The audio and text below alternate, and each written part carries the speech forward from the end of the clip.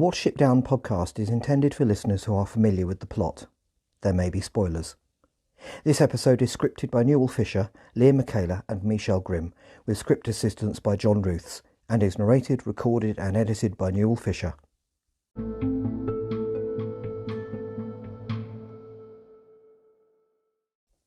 Hello, and welcome to the Watership Down Podcast episode 86, in which we will be going through section 25 of the 1978 film, A Message from El-ahrairah.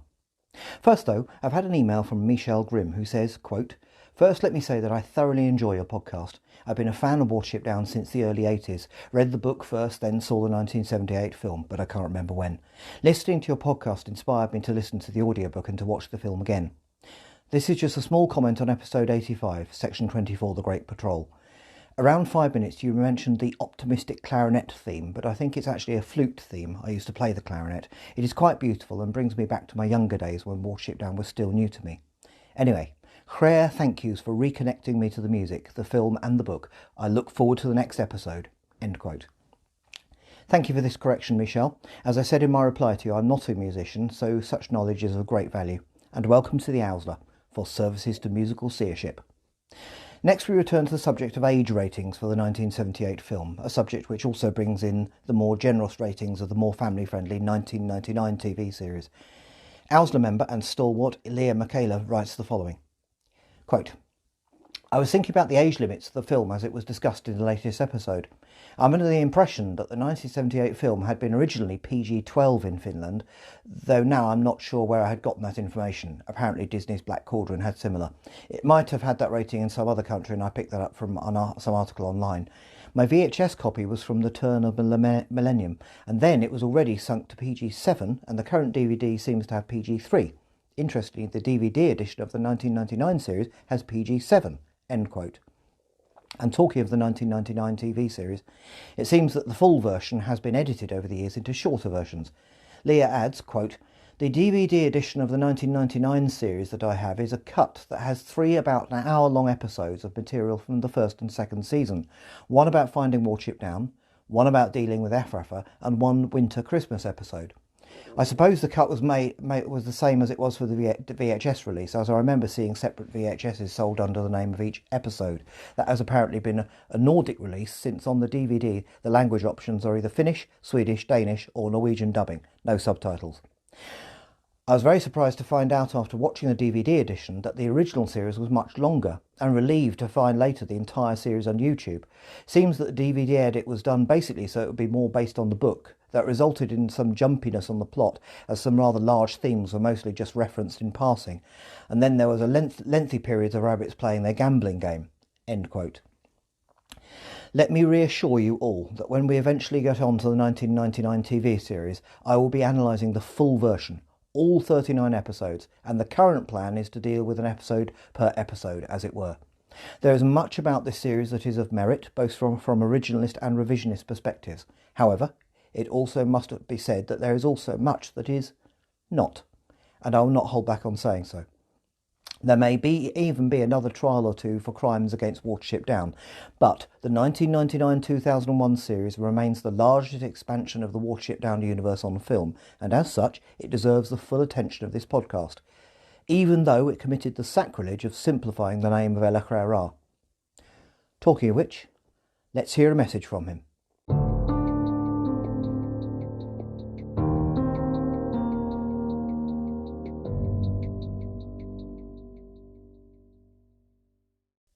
Section 25. A Message from El-ahrairah.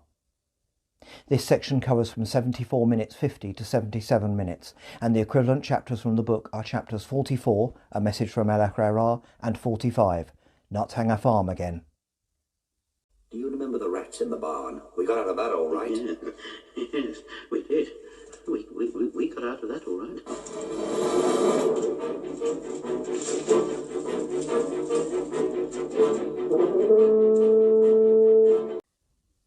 Bigwig is in the honeycomb trying to reassure the others while Hazel is absent, attempting his last-ditch diplomacy. He is speaking to Silver, two does liberated from El-ahrairah, Pipkin and Dandelion. As the camera pans left, showing those with him, he points out the incident earlier in the film before they arrived on Watership Down, where they escaped from rats in a barn. A strange description, as it looked more like an abandoned church in the film.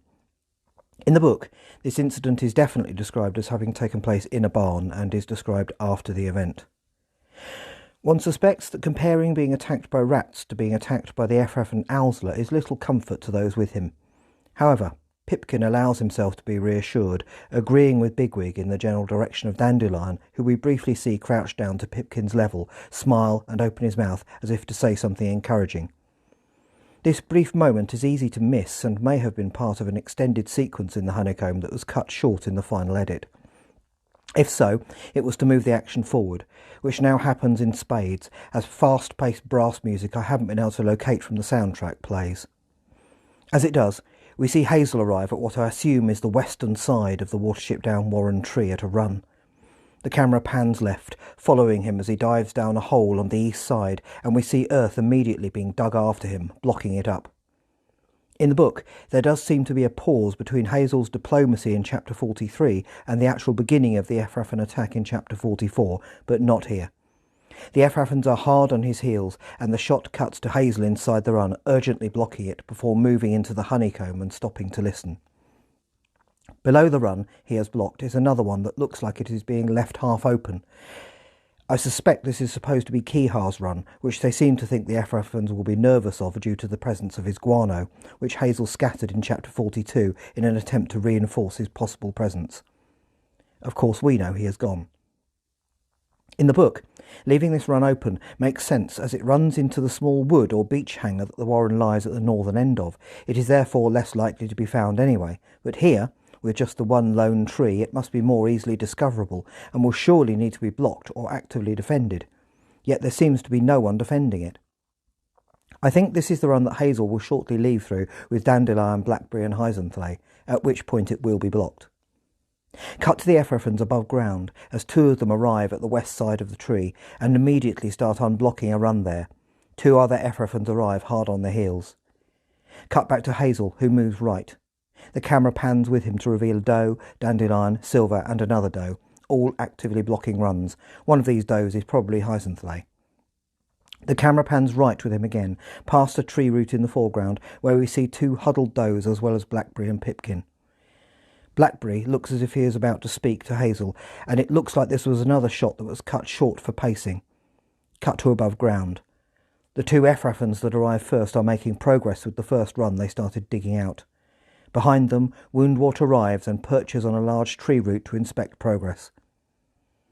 Cut back to Hazel, who says the El-ahrairahs are into the beech roots, presumably meaning that the El-ahrairahs will be finding the digging hard, which doesn't really make sense as we clearly saw them start to unblock a blocked run, which presumably means that someone was able to dig there, meaning that the roots will be gone.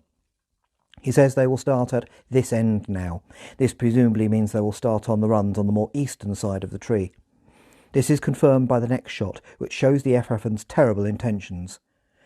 Woundwort is now perched seemingly further east. In front of him, two rabbits seem to be starting to unblock another run, as in front of them, 6 more El-ahrairahs wait, ready to either take over the digging or attack.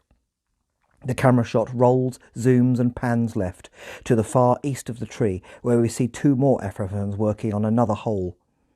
All this time, the urgent brass music of the attack theme has been playing, lowering in volume only for long enough for us to hear what Hazel is saying. Cut back to the interior of the honeycomb. We see a doe, Blackavar, Holly and 2 other does, all looking nervously to the left and presumably the new digging. One of the does moves right out of shot in her fear. The El-ahrairahs will break through shortly, it seems.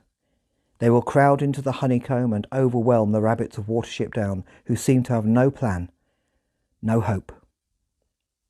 But now something changes. In a world in which there were no such thing as the supernatural, we would say that the terrified Fiver we see now was just a little rabbit paralysed with fear and going Tharn. It is possible that this is all that is happening at this point, but we know Fiver to have psychic powers that have saved lives in the past. However, this is no Fiver giving clear warnings or advice on where to go or what to do. He is just shivering and saying, "How cold," covering his face with his paws. We see two does, Bigwig, Pipkin, Dandelion and Blackberry, looking at him. They look scared, apart from Bigwig, who probably thinks this is all they need. Hazel goes up to Fiver and asks if he is all right. Fiver's next speech is accompanied by a new musical theme that begins to rise in the background, replacing the urgent brass theme. It is a string-based haunting theme that could not be a bigger contrast. The kind of theme that belongs in a horror film at a quiet moment of supreme suspense. A haunting, frightening theme. As Hazel looks on, confused, Fiver says he is trying to listen. To what? That he can't hear it. Hear what? One ear rises as he tries to hear something. He spins around, says he is going away, that he is floating. Fiver falls on his back. We see the angry but concerned Bigwig move in front of a terrified Pipkin, who turns to look at Fiver in curiosity. Close up on Fiver, on the ground on his side, shivering, eyes wide open, just saying, "Cold, how cold." Hazel moves around him and says his name twice to try and snap him out of it. He asks if he can hear him. Cut to above ground. We can hear Fiver's voice echoing from below. Two of the digging El-ahrairahs stop. One of them says to listen. They do. Cut to Fiver, who convulses and cries out in seeming terror, his head thrown back. Back above ground, the El-ahrairah who said to listen says to his companion that they've got something down there that's strange. I'm not sure who voices these two El-ahrairahs. They are clearly not meant to be Campion or Vervain, though I think the second one, who is told to listen, is voiced by Derek Griffiths, who plays Vervain. I can't put a name to the other voice. Back below ground, Fiver is writhing in his terror and screaming, "Get out! Get out!" What should get out? And out of what? His head? Back above ground, the second El-ahrairah is saying that the rabbits they are attacking had a great bird that turned into a shaft of lightning. The first El-ahrairah looks around him scared, as he says they also had a creature that took them away down the river. But the main point is that they are no longer digging. The second El-ahrairah says that he thinks they should go back home. Clearly, stories have been circulating in El-ahrairah about what kind of rabbits could defeat and trick the mighty General Woundwort. Possibly these have been embellished with supernatural elements deliberately, as ordinary rabbits could never get the better of him. Or possibly gossip and superstition has just done what it always does. In any case, the mighty General Woundwort has clearly heard what the El-ahrairah said and is suddenly on them like a ton of bricks, asking harshly who said that. They may be scared of the supernatural, but they are still more scared of the general. They both cower as the one who said they should go back home says that nobody said what he just said. We see their view of Woundwort, his face wide-eyed and furious, as he says they were put there to dig and to get back to it. We can only assume they do. Meanwhile, back below ground, Bigwig, unaware of the effect Fiver is having on the El-ahrairahs, approaches Hazel and Fiver. He says, "In the name of Frith," to stop Fiver. He is making the others go Tharn, which is of course all they need when they may be about to fight. He moves back right to the rest of the group as Hazel tries to wake Fiver up. An interesting word for the state he is in. As he does this, Bigwig arrives back with the others. We see Blackafar, a doe, possibly Hyzenthley, Pipkin, Silver, Holly and Dandelion all looking on. All looking scared, except for angry Bigwig and the, as usual, taking it in his stride, Silver. Back to Hazel and Fiver, who suddenly sits up and says in a faraway voice, "There's a dog loose in the wood." As he says it a second time, the camera pans left in close-up, past Pipkin, Silver, the doe and Holly. Further off, seemingly at the other end of the honeycomb, we see a doe, Bigwig, Hazel and Fiver. Cut to Hazel. His moment has arrived. We see him look away from Fiver. We hear his inner voice. He is listening to a memory, an echoing voice, the voice of Bigwig, by the River Enbourne just after they left Sandalford. It is not a memory of a line we actually heard Bigwig say at the time, and certainly not the way he said it. He just said, "There's a dog loose in the wood." But it doesn't need to be. Memory plays tricks on you at moments such as these. This echoing voice is that of a calm Bigwig who just says, "We need to cross because there's a dog loose in the wood." As Hazel looks about him in seeming amazement and his mind gets to work, the music stops as we hear the second part, the part about the dog, repeated twice more as if echoing through his mind. and suddenly he knows how they can defeat Woundwort. The haunting music is gone, as is any sense of the supernatural. We are firmly back in the world of practical action. Hazel tells Bigwig he needs runners. Hazel himself mentions Dandelion and Blackberry. Bigwig suggests Heisenthal, who at this point in the film is becoming more familiar to us than in the book. We see a wider shot of the runners assemble. In the background, Fiver is coming round from his trance. His job is done. Close up on the runners and Bigwig, the camera pans across their faces as Hazel begins to put his plan into action. He says they have hardly any time, that if his plan works it will finish Woundwort for good. And now a wider shot of the half-open run we saw earlier. Somehow the Efrafans have not discovered it. Dandelion, then Blackberry, then Heisenthal exit through the run as Hazel gives Bigwig his orders to block up the run as soon as they're gone, then get everyone back behind what he calls the wall. He gives Bigwig the simple order to hold the Efrafans off for as long as he can and not to give in whatever, but Bigwig interrupts him, asking him where he's going. Probably for dramatic effect, he doesn't even explain the plan to Bigwig. He just says that El-ahrairah has shown him what to do. Does he deliberately not tell Bigwig the plan, in case he gives it away later if badly injured or being tortured?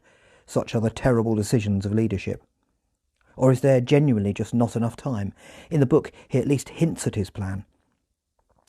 Sadly, this shot is the last one of Hazel, Bigwig and Fiver in the 1978 film. Due to the heavily summarised ending, we will be saying farewell to many of the characters over the next 2 episodes. Cut to above ground. Dramatic music plays with a slight lighter, dare I say flute theme that suggests running. 2 Efrafan diggers see the 4 rabbits escaping from the warren. Woundwort, assuming they are just running away, tells them to let them go. We see Woundwort from the front as he says it's their chief Bigwig he is after, and to find their chief. He turns to the side as he says that second part, suggesting he is addressing another pair of diggers. This is personal. To Woundwort, this is between him and another chief, a chief who personally infiltrated his warren. Back below ground, the talking has stopped. We see Bigwig, with Fiver next to him, blocking up the run Hazel has just left. They move right towards the run that Hazel referred to as being blocked by the wall. And we see Blackahvar, hiding among the roots of the honeycomb. He looks up as Bigwig passes. Cut to Bigwig arriving at the wall. Fiver goes ahead of him. But Bigwig, before he goes through, pauses momentarily and looks back. His eyes are narrow. Does he see Blackahvar? Does he know Blackahvar is intending to stay behind to confront the general? Is he briefly acknowledging the bravery of this victim of Woundwort's regime, who is prepared to give his life to delay the general, if only for a short while? Or has he not seen him? It is a fascinating moment in the film. Bigwig moves into the run, and we see earth immediately being dug to block it. Blackahvar moves forward, seeing this happen, then moves away. He is alone in the honeycomb.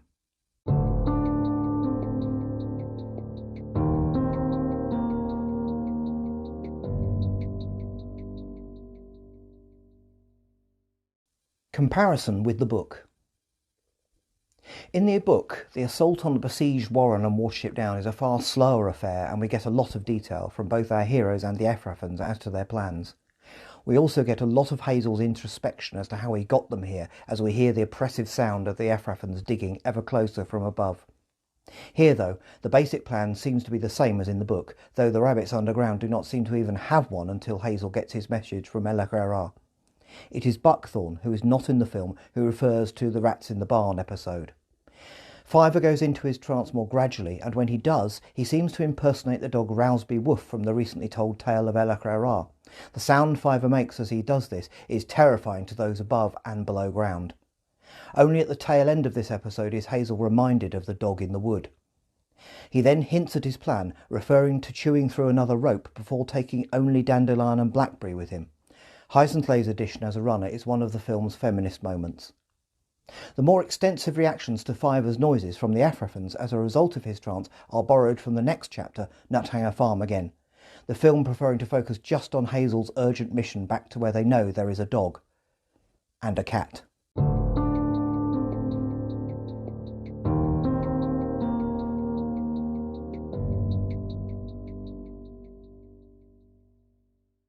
Next time, the fighting begins. and we revisit Nuthanger Farm.